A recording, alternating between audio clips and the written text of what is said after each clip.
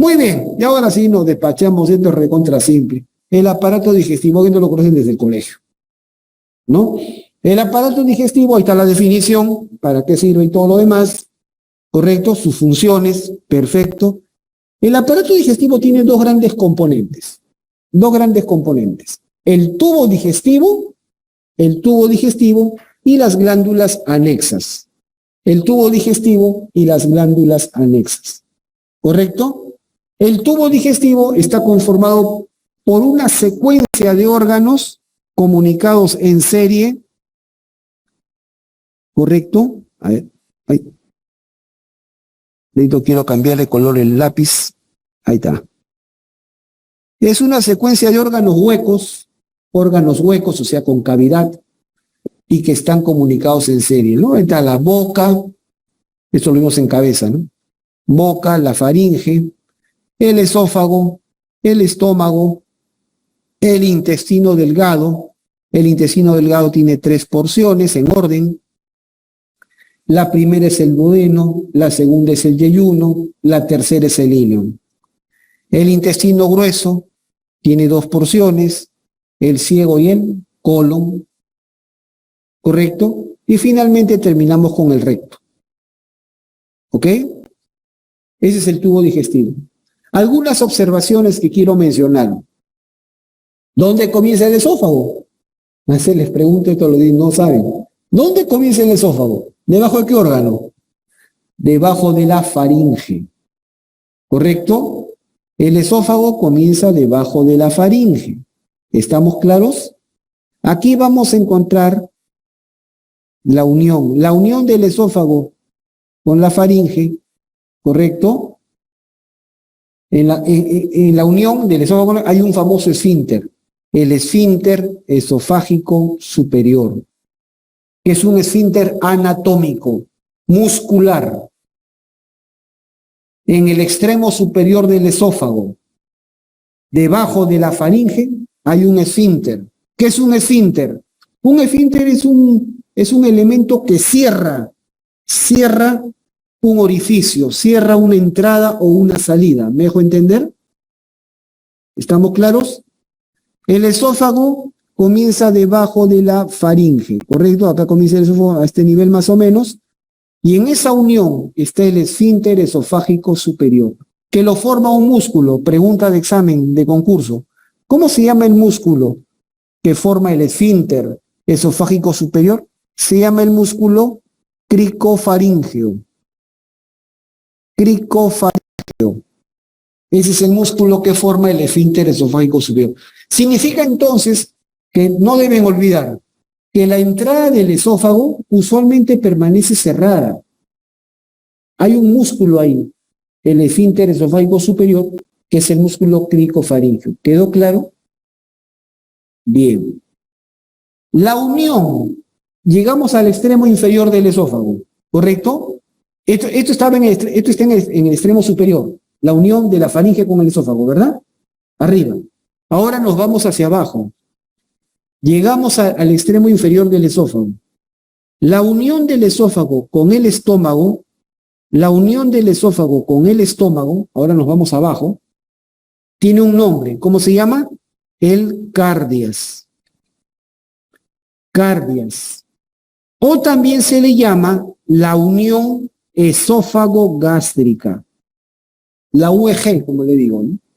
La unión esófago-gástrica. La unión esófago-gástrica o cardias es la unión del esófago con el estómago. ¿Quedó claro? ¿Está bien hasta ahí? Ya. Pregunta, ¿habrá algún esfínter ahí? Había un esfínter arriba, el esfínter esofágico superior, que lo forma un músculo, el músculo cricofaríngeo. Pregunta, ¿abajo habrá otro esfínter? Respuesta, sí. Sí existe el esfínter esofágico inferior, pero no es un componente anatómico, no es un elemento anatómico, es un elemento funcional, fisiológico. O sea, no existe. Los anatomistas y los histólogos hemos buscado, hemos revisado esa zona y no hay un músculo que forme un esfínter, pero esa zona sí se contrae. Se contrae por influjo hormonal, por estímulo nervioso, me dejo entender, pero es un esfínter fisiológico, funcional. El esfínter esofágico inferior, no debemos olvidar, es un esfínter fisiológico, funcional. No es anatómico. ¿Quedó claro? Perfecto. Bien.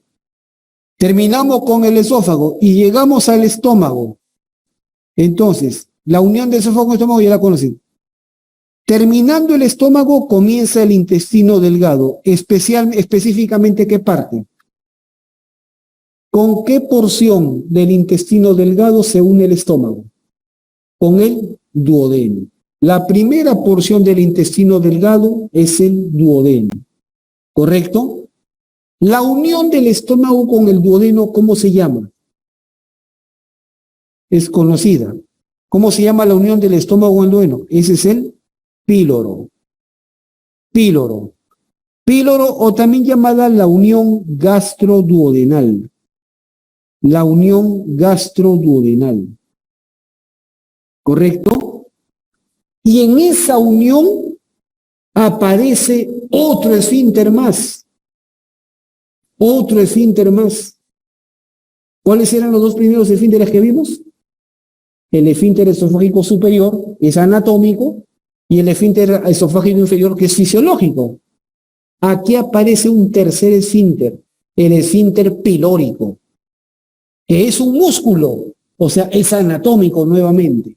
El esfínter pilórico, que es un músculo, y que se llama así, músculo esfínter pilórico, así se le llama. El esfínter pilórico es un músculo, por lo tanto, aparece acá. Este viene a ser el tercer esfínter, pero el segundo anatómico. El segundo, que es un músculo, de los que estoy mencionando. ¿Correcto? Muy bien. Terminamos con la unión de estómago con duodeno. El intestino delgado es el órgano más largo que tenemos en el cuerpo humano. Más largo. ¿Cuánto mide en la media poblacional? El promedio de la población. ¿Cuánto mide? De largo. De largo mide de 6 a 7 metros. De largo. En la media población. La mayoría de la población lo tiene en este rango.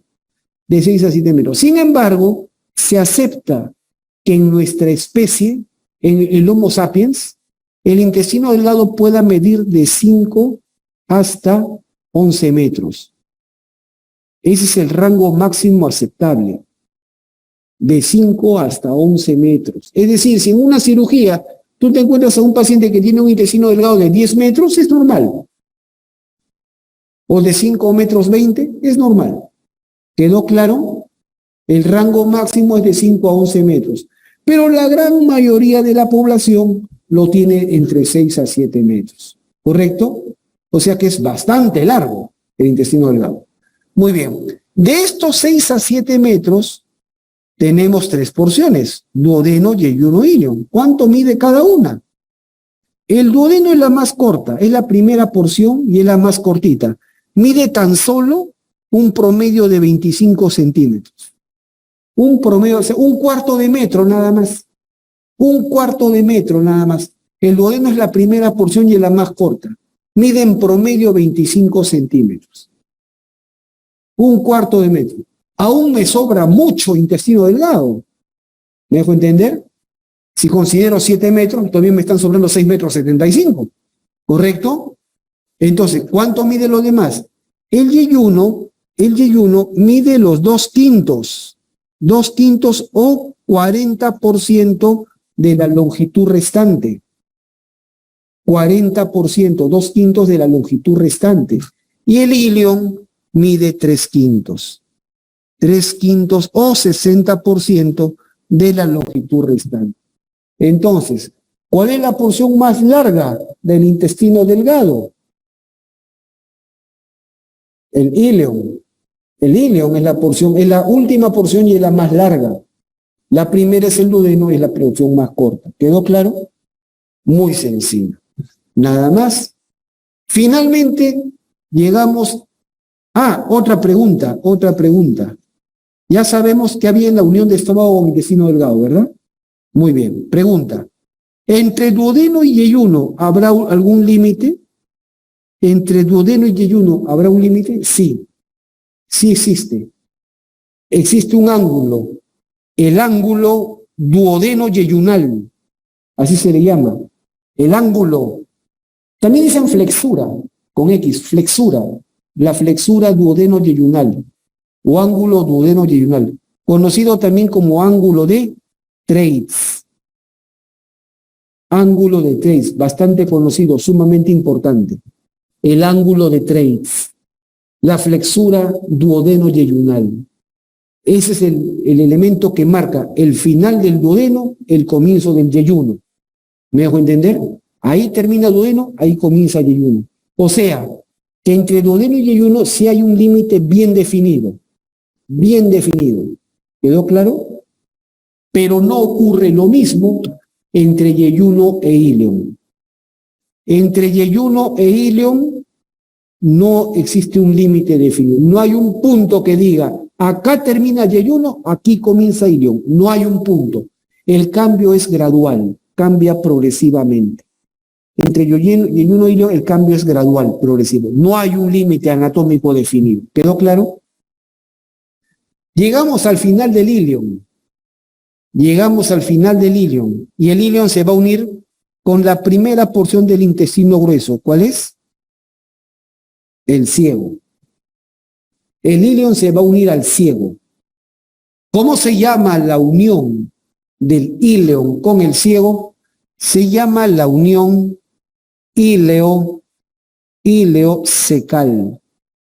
La unión íleo-cecal. La unión del íleon con el ciego. Y en esa unión iliocecal hay una válvula, no un esfínter, una válvula. La válvula ileocecal. ¿Correcto? La válvula ileocecal. ¿Quedó claro? Muy bien, simple. Y del ciego va a comenzar ¿quién? El colon. El colon. ¿Correcto? Del ciego va a comenzar el colon. Para empezar, ¿cuánto mide el intestino delgado de largo? 6 a 7 metros en la media poblacional, ¿verdad? Ya, el intestino grueso, ¿cuánto mide de largo? 1.2 a 1.5 metros. O sea, de 1,20 m a 1,50 m de largo el intestino grueso. Es más corto, obviamente, que el intestino delgado. ¿Correcto? El ciego es la primera porción y sigue el colon. El colon se divide en 4 porciones. El colon se va a dividir en 4 porciones. Que acá lo estamos viendo en la imagen, ¿ve? Ahí está el colon. ¿Cuáles son? La primera, colon ascendente, que es esta porción de acá. Colon ascendente. La segunda, colon transverso, que es esta porción que ven acá. La tercera, colon descendente, que es esta porción que ven acá. Y la cuarta, colon sigmoides. Sigmoides. ¿Quedó claro? Muy sencillo. Ascendente, transverso, descendente, sigmoides. Finalmente el colon sigmoides, ¿con quién se une? Con el recto. La unión del colon sigmoides con el recto, ¿tiene algún detalle anatómico? Sí. Está el ángulo o la flexura sigmoideo rectal. El ángulo sigmoideo rectal o la flexura sigmoideo rectal. Que también dicen la flexura recto-sigmoidea, también dicen, es lo mismo. ¿Ok? Sigmoideo rectal o recto sigmoideo. Y finalmente llegamos al recto. Llegamos al recto. Y la porción inferior del recto, ¿cómo se llama? El conducto anal. ¿No? La porción más inferior del recto ya corresponde al conducto anal, ¿verdad? Y pregunta, ¿qué encontramos en el conducto anal? 2 esfínteres. En el conducto anal vamos a encontrar 2 esfínteres. ¿Correcto? Recto, conducto anal, y en el conducto anal vamos a encontrar 2 esfínteres. Un esfínter anal interno, que es involuntario, y un esfínter anal externo, que ya es voluntario. ¿Correcto? Los dos son esfínteres anatómicos, ¿eh? Los dos están formados por músculos. El esfínter anal interno está formado por músculo liso. En cambio, el esfínter anal externo está formado por el músculo estriado. ¿Ok? ¿Se entiende? Y son dos esfínteres que van a regular la evacuación de la heces. Y así se termina el tubo digestivo. ¿Quedó claro? Bastante simple. Y al tubo digestivo, ¿quién se le añade a los costados? Las glándulas anexas. Glándulas anexas tenemos a nivel de la boca, las glándulas salivales, que las hemos visto en el capítulo de cabeza. Vamos a ver en el abdomen el hígado. El hígado es una glándula. Eso métanselo en la cabeza, ¿eh? Siempre se olvidan. La principal es una glándula. ¿Cuál es su producto o su secreción más conocida? ¿Cuál es su secreción más conocida? La bilis. La bilis. La secreción más conocida del hígado es la bilis. Bilis.